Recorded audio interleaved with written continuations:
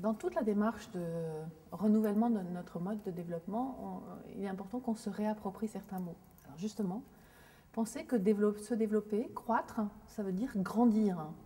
Et donc le sujet, c'est de grandir en humanité, grandir en éducation, grandir en liens sociaux, et dissocier effectivement ce terme du développement économique capitaliste comme on a pu le voir dans les dernières décennies.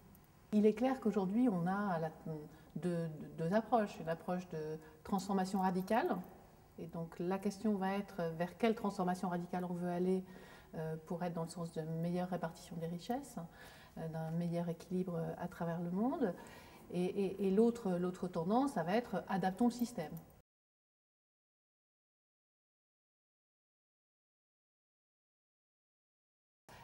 Si on prend toujours la question de la lutte contre le changement climatique, il y a un sujet qu'on n'évoque absolument pas, qui est le sujet des migrants du climat. Alors, ou en tout cas, on ne l'évoque pas dans les milieux qui parlent de développement durable.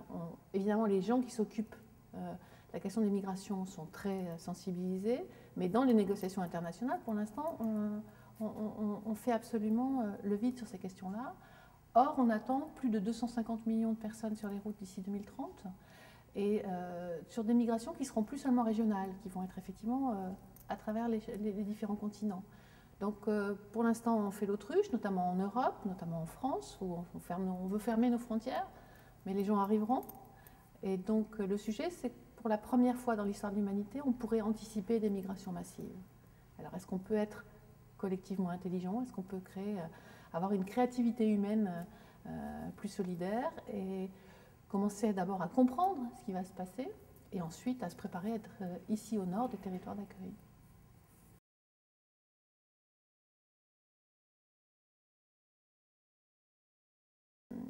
Qu'est-ce que ça signifie de se projeter dans un développement durable? Alors aussi un mot explicité, la notion de durable, parce qu'il y a souvent des ambiguïtés, c'est pas parce que les choses durent qu'elles sont durables. Le terme de durable, c'est pour pouvoir se projeter dans le temps, pour pouvoir laisser l'avenir ouvert, donc laisser l'avenir possible. Donc à partir de là, effectivement, on a quelques notions qu'il faut que chacun puisse réintégrer et ensuite des lignes à faire bouger. Donc les notions fortes, la première, c'est celle de responsabilité. Il me semble qu'il n'y a pas de développement durable possible sans qu'on soit les uns et les autres conscients des actes qu'on pose, des impacts qu'ils ont, et donc que nous soyons en capacité de faire des choix. Le deuxième, c'est celui de la solidarité. Pas pour se donner bonne conscience, mais parce que solidarité, en latin, c'est en solido, ça veut dire en entièreté. On est solidaire parce qu'on est membre d'un tout. Et pour que le tout fonctionne, il faut que chaque entité du tout fonctionne. Donc on a un enjeu majeur de devenir du monde et de devenir de l'humanité. On ne le dit pas assez souvent, c'est peut-être une espèce en danger. Le monde a tourné sans nous avant, il est tout à fait capable de tourner sans nous après. La question là, c'est qu'est-ce qu'on veut faire de notre espèce humaine? L'autre clé, c'est la question des biens communs. Donc j'ai évoqué tout à l'heure la question de la diversité culturelle. Il y a évidemment les biens communs dont on parle plus souvent, qui sont l'eau, des sols sains, etc., la biodiversité. Mais on a d'autres biens communs auxquels on doit faire attention, l'éducation. Et un bien commun auquel on ne pense pas quand on est dans nos pays comme la France. Pourtant, la France est un pays en guerre, c'est la paix. Alors, comment est-ce qu'on va négocier les risques? Qu'est-ce qui est acceptable, qu'est-ce qui ne l'est pas? Dans ce contexte d'incertitude et donc de choix à faire sans avoir des cadres précis sur tout, nous devons aborder un nouveau rapport à l'expertise. Nous dire qu'aujourd'hui, on a besoin de l'expertise des savoirs académiques et de l'expertise issue du vécu. Et ça veut dire qu'on va changer de relations les uns entre les autres, notamment entre les décideurs et le reste de la société. Et par rapport aux décideurs, aujourd'hui, c'est quelque chose qui est assez difficile par rapport aux experts techniques aussi, puisqu'il faut être capable de dire « je ne sais pas ». Et ça, effectivement, c'est difficile chez les pédagogues aussi, puisque dans le monde enseignant, ça va être la même chose. Il faut être capable d'accueillir les générations émergentes en leur disant voilà ce qu'on sait sur le monde et voilà ce qu'on ne sait pas. Et essayer de travailler à comment on compose des nouveaux savoirs. Donc ça, c'est une vraie révolution culturelle. Et dans la fonction de chacun, une évolution. Par exemple, les élus, on va attendre d'eux qu'ils soient des accoucheurs, qu'ils aident à accoucher des projets collectifs plutôt qu'ils soient là pour mettre en place eux-mêmes tous les projets possibles. la notion d'économie plurielle et responsable. Si on reste sur le même schéma économique, on ne fera jamais de développement durable. La question, c'est d'arriver à remettre en lien les trois piliers de l'économie. L'économie de marché, acheter et vendre des produits, mais en mettant de l'éthique et en remettant la monnaie à sa juste place, puisqu'aujourd'hui on a juste 2% des flux financiers de monnaie qui servent à acheter des biens et des services, et donc 98% des flux de monnaie qui font que la spéculation financière. Donc une économie de marché plus éthique, une économie publique, qui est l'économie de la redistribution, qui nécessite de relégitimer l'impôt, même si ce n'est pas forcément politiquement correct de dire ça. Et puis aussi le fait que dans cette économie publique, les acteurs publics se rendent compte du poids qu'ils ont sur l'économie par les achats qu'ils font, donc de leur capacité à faire évoluer pour le coup l'économie de marché. Et puis l'économie de la réciprocité, celle qu'on ne compte pas dans le produit intérieur brut, celle qui est l'économie du don, l'économie des échanges de compétences, de la mutualisation. Donc ça, c'est absolument indispensable qu'on arrive à remettre ces trois piliers ensemble. D'ailleurs, dans le monde de l'économie sociale et solidaire et dans le monde culturel en particulier, ce sont des piliers qu'on touche d'une façon ou d'une autre, et beaucoup de structures touchent les trois, mais pas forcément en conscience. Donc c'est intéressant d'avoir un vrai projet par rapport à ça. C'est ce qui va permettre d'aller dans des démarches de consomme-action et d'une meilleure répartition des richesses. La gouvernance au sens de dire art de gouverner et gouverner ensemble autrement. Donc il ne remet pas en cause du tout la démocratie représentative, qui vient la renforcer parce qu'elle nécessite effectivement du débat public, de la négociation sur la répartition des engagements. Aujourd'hui, autant les politiques publiques ont un rôle majeur, autant elles ne pourront pas tout faire toutes seules. Et donc il est important qu'on ait du vrai débat entre toutes les parties prenantes, qu'on se mette d'accord sur un projet commun, y compris quand on a des intérêts divergents, voire des intérêts différents, voire divergents, et qu'on se répartisse les engagements. C'est ce que moi j'appelle la démocratie collaborative. Comment est-ce qu'on crée des communautés d'acteurs dans les territoires? Donc ça rejoint la démocratie collaborative. Et comment les territoires se mettent en lien et en solidarité à travers le monde. Encore une fois, si je reviens sur les négociations sur le climat, on serait beaucoup plus fort si on n'avait pas simplement une diplomatie entre les États, mais si on avait un certain nombre de territoires du monde qui étaient présents, fortement, parce qu'on a des collectifs de collectivités, mais on n'a pas des communautés d'acteurs.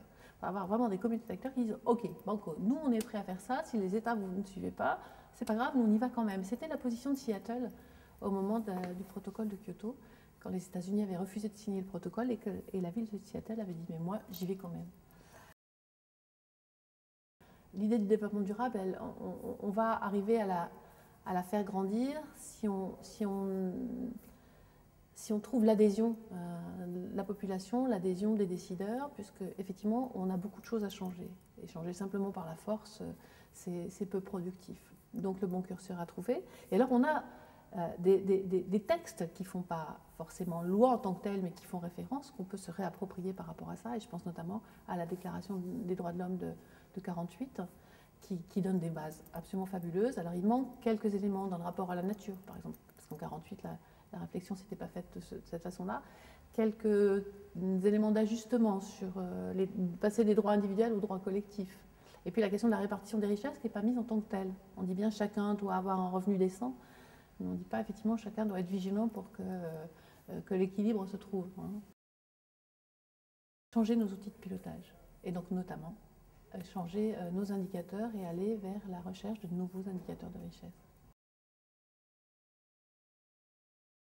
Si on place la question humaine au centre de la question du développement durable, et moi je fais partie de ces gens-là, d'autres vont dire que c'est de la nature et qu'on est qu'on est dans la nature. Certes, on est dans la nature, mais encore une fois, elle peut continuer sans nous. Donc la question aujourd'hui, c'est comment on est en bonne harmonie avec elle.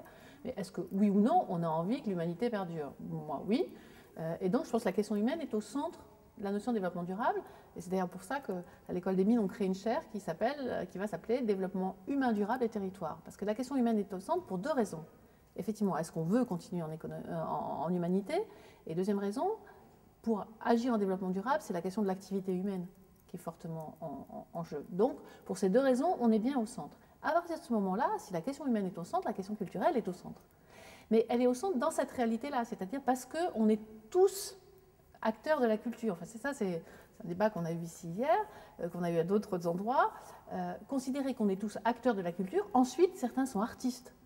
Certains sont professionnels, certains sont, voilà, etc. Mais on est tous porteurs de quelque chose qui est de notre passé, de notre culture, de notre façon, de nos rapports au monde. À partir de ce moment-là, la diversité culturelle, pour moi, oui, elle est dans la cohésion sociale parce que ça fait partie de ce à quoi il faut faire attention quand on crée société. Et on va avoir la dimension culturelle partout parce que dans le rapport à la nature, j'habitais en forêt guyanaise avec des réfugiés Hmong. On peut dire qu'on a, les uns et les autres, on n'avait pas, que ce soit les Guyanais, les Hmong ou moi arrivant de métropole, on n'avait pas le même rapport à la nature.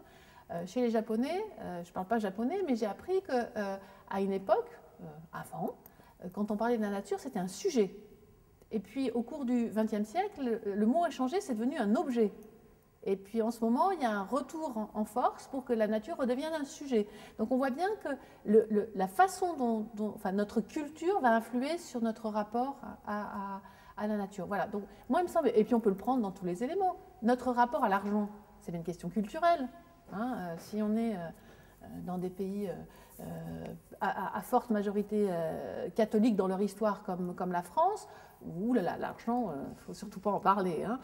Bon, dans d'autres pays, ça va être différent. Ça va être aussi la question du contrat. Quand je parle de l'engagement, la question du contrat va être importante. Il y a des pays où il va falloir presque écrire, il va falloir qu'on signe. Il y a des pays où c'est à l'oral, et parce que la contractualisation et l'engagement, il a toujours été oral. Donc on ne va pas écrire. C'est la question qu'on se posait sur le manifeste hier. Est-ce que le manifeste, il faut l'écrire ou est-ce qu'il faut l'écrire et le chanter? Moi je dis, mais pourquoi on ne le chante pas, pourquoi on ne le danse pas, pourquoi on le... Voilà. Pourquoi on ne le raconte pas? Peut-être on pourrait imaginer ça. Un récit, en plus à différentes échelles, parce que, pour différents publics, parce que comme il y a un petit garçon adorable là, dans le forum de Ljubljana, moi je disais, mais pourquoi on n'appellerait pas ça le manifeste de Pablo? Voilà, et après il faudrait le raconter à Pablo. Donc voilà, donc je pense que oui, la question de la culture est partout pour ces raisons-là, mais pas, comme je l'entends parfois, parce que les artistes et les opérateurs de la culture seraient ceux qui ont la vérité de l'intelligence collective, etc.